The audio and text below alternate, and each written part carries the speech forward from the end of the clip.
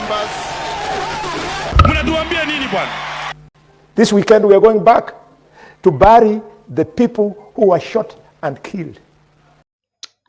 Mambo yamechemuka upande wa Senate. Kumbe guys, William Ruto alikuwa anangojea by election iweze kukamilika diposa aende kipaumbele to remove Boni Khalwale, to remove Speaker Moses Wetangula as the national speaker, then to replace Professor Kithure Kindiki. We, mambo yamechemuka watu wangu. That's why in this video, I don't want you to swipe up, ensure umelike. Wale wageni, ensure mnajiunga na sisi kwa kubonyeza alama ya subscription ili tuwe familia kubwa tena zaidi. Asanteni sana kwa hizo likes, asanteni kujiunga na sisi. You see guys, mambo yamechemuka venye tunaongea saa hii. William Ruto, trust William Ruto at your own risk.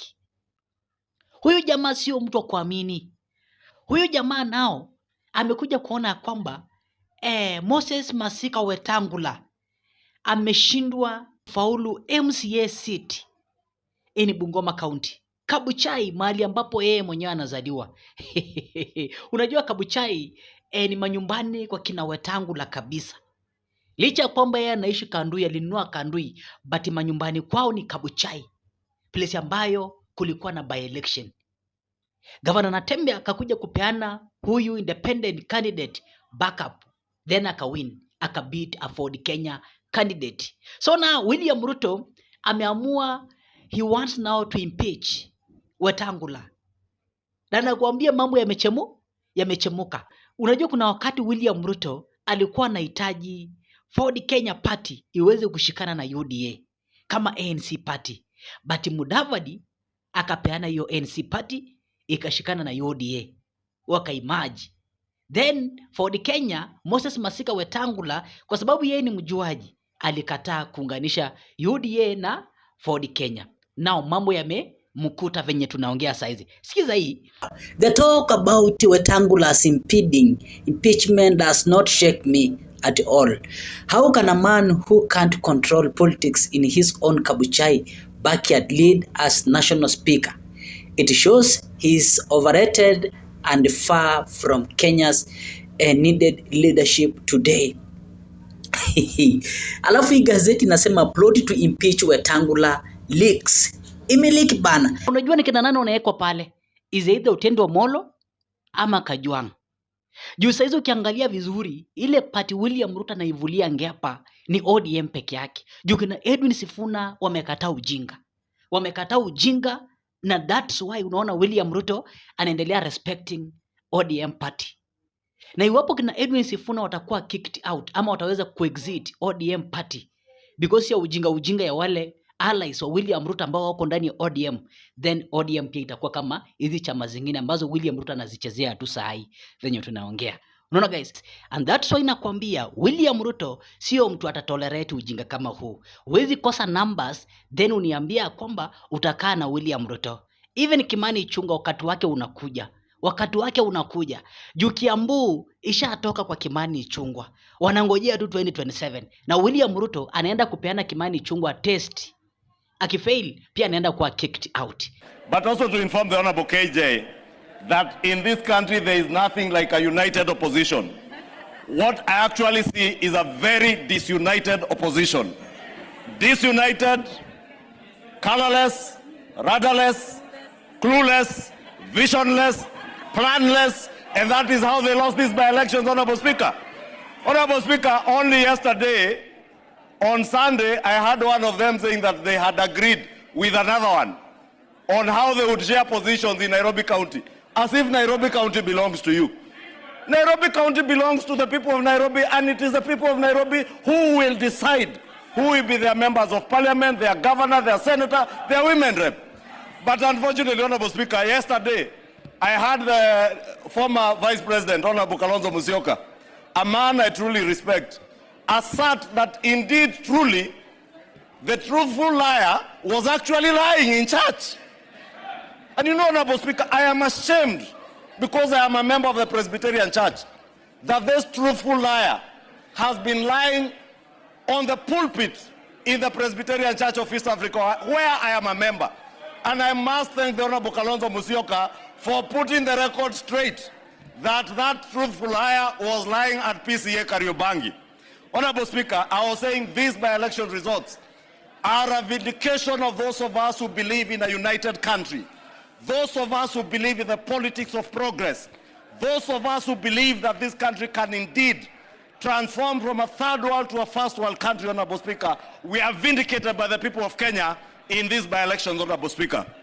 Honorable Speaker, I must express my regret that, Honorable Speaker, those who do not believe in democracy attempted to use violence from Kasipul to Mbeere North.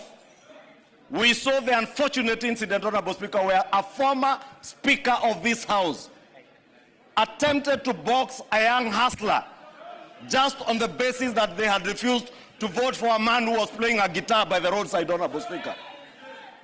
And the people of Mbeere North, Honorable Speaker, as I promised them last week when we closed our campaign, that on Tuesday, following the elections of Thursday, I would hold the Honorable Leo Wamudende's hand and introduce him to you as the member-elect from Mbeere North.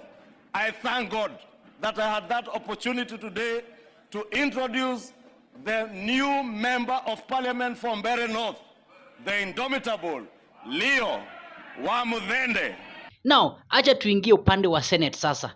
Hii ni kitu Cherargei alikuwa ametangaza mapema. Wale ambao walifail kukampenia UDA candidate and ODM candidate pia wameanza kuwa kicked out. Wameanza na Boni Khalwale. Na usahau Boni Khalwale amekuwa akipiga tu serikali kabisa. Na ndio maana William Ruto amengojea by election iweze kukamilika kisha kick out. Kuna wabunge wetu wa UDA na wale wa broad base kwa ODM.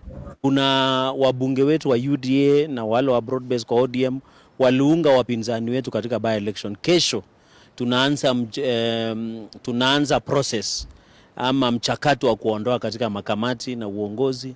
Kama kule bunge la Senate tutamngoa senator wa Kakamega atoke kama kiranja walio wengi.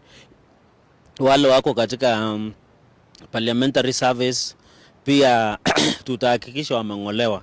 So sidhani kuna wasiwasi mingi sana, lakini hata wale walikuwa makamati tutawang'oa wote kati ya ODM na UDA ambao hawakuwa wameunga mkono wanachama chetu katika by election ambayo iliyopita. Nitajaribu kuongea na wale viongozi ambao wanatoka sehemu hiyo ndio tuweze kuelewa kwa nini hiyo kiti ya Chwele Kabuchai ilipotezwa. Na unajua pia kulikuwa na mashida kidogo kwa sababu mbunge wa hapo ambaye ni Majimbo Kalasinga pia ni mwanachama wa Ford Kenya na alifanyia campaign ule mgombeaji Uhuru. Lakini mimi nataka niulize chama cha Ford Kenya, tunapochukua hatua za kinidhamu wa wale waliunga mkono wale wa UDA na ODM ambao waliunga opponents wetu mkono, pia Ford Kenya iweze kumpatia discipline Mheshimiwa Majimbo Kalasinga ambaye ni mbunge wa Kabuchai ambaye alifanya campaign against candidate wa Ford Kenya katika Chwele Kabuchai pale ward. And now kwa parliament mambo yakachemuka. Sikiza. And this relate to the changes in the Senate majority party leadership. Now, Honorable Senators, via the letter reference number SEN/035/SBC/012/2025, dated 2nd December 2025, I received correspondence from the Senate Majority Leader, Senator Aaron Cheriot, EGH MP, regarding changes in the majority party leadership affecting the office of the Senate Majority Whip. As you're aware, Standing Order 22.5 provides as follows. A senator elected under paragraph 1 may be removed by a majority of votes of all the senators belonging to the majority party. Further, Standing Order 22.7 states as follows, that upon a decision being made by the majority party or coalition under this standing order, the decision of the party or coalition shall be communicated to the Speaker in writing, together with the minutes of the meeting at which the decision was made. A, in the case of the removal of the Senate Majority Leader or the Deputy Senate Majority Leader by the Senate Majority Whip, and B, in the case of removal of the Senate Majority Whip or the Deputy Senate Majority Whip by the Senate Majority Leader. Now, Honorable Senators, pursuant to Standing Order 22-7, the said letter from the Senate Majority Leader was accompanied by the following documents. 1. Minutes of the Majority Party meeting dated the 2nd of December 2025, which is a record of the proceedings of the minute together with resolutions. And 2. Duly signed list of senators who attended the above indicated meeting. Now, from the correspondence, the minutes indicate that a resolution was passed to remove the Senate Majority Whip, Senator Dr. Boni Khalwale, CBS MP, in accordance with Standing Order 22-5. The minutes further indicate the Majority Party elected Senator David Wafula Waholi MP to serve as the Senate Majority Whip in his place. Now, Honorable Senators, Standing Order 22-8 provide as follows. The Speaker, upon receipt of the decision under paragraph 7, shall verify the correspondence received and deliver communication to the Senate within 3 sitting days. In this respect, I have verified the correspondence received and hereby communicate that the Majority Party has effected a change in the office of the Senate Majority Whip. The new office holder, therefore, with immediate effect is Senator David Wafula Wakoli, MP. I thank you. Next order. Order number 3, messages. Order number 4, petitions.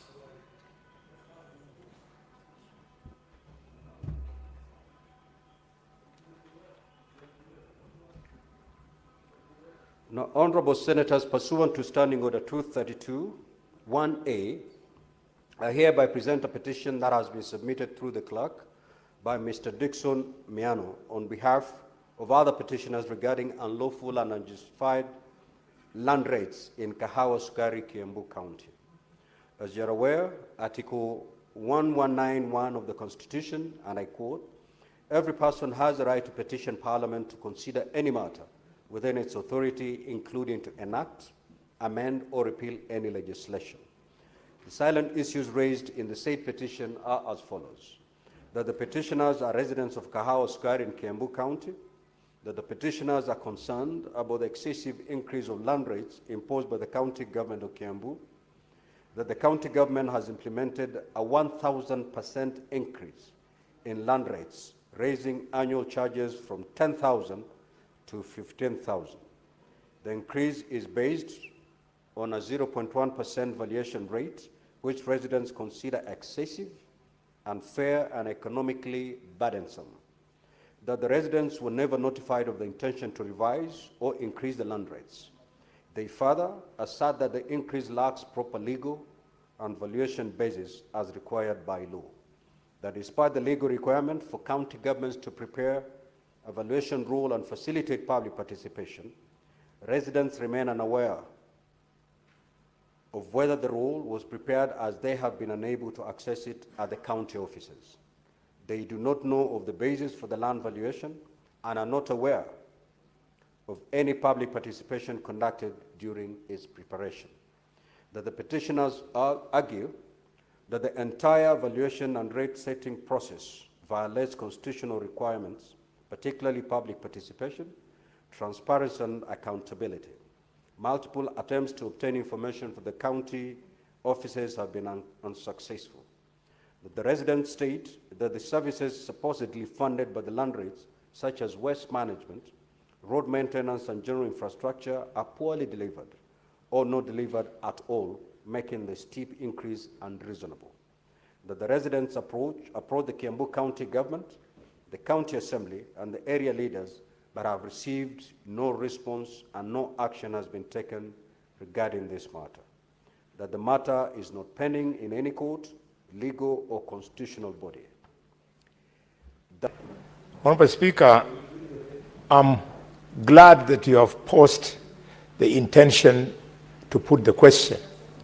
Anything touching on devolution, specifically issues of funding, speaks to the core business of this House.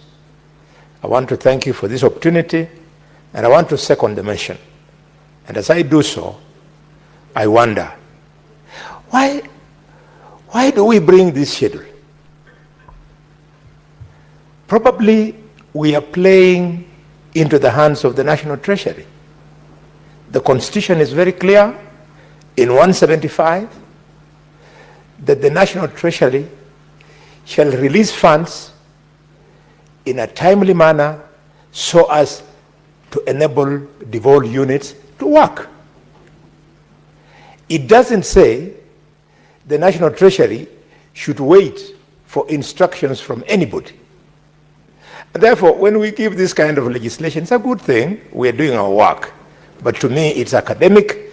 We should use this floor every day, reminding the Treasury that the legislation we made, which indicated that funds should be there on or before the 15th day of the month, is sufficient.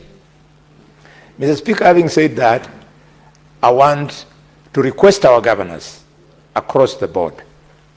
Now the money is there. Make use of it. We keep on seeing governors driving around in the counties.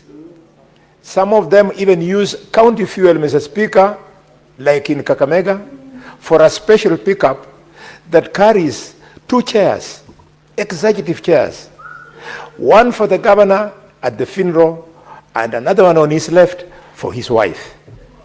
I mean, we are not serious. We are not serious, I'll tell you. However connected we are as governors, that is not a demonstration of leadership, Mr. Speaker. And I want to ask about this KIPES. Why did governors agree to share responsibility with the government on this project when they had not factored it in the budget? Everywhere in the country, apart from a few places, including Likuyani in Kakamega, the KIPES project stopped the day the launch was done. This means the governor was not prepared. He had not consulted his budget. He came to Nairobi to append his signature on policies that required financial ability. This should not be repeated going forward, Mr. Speaker.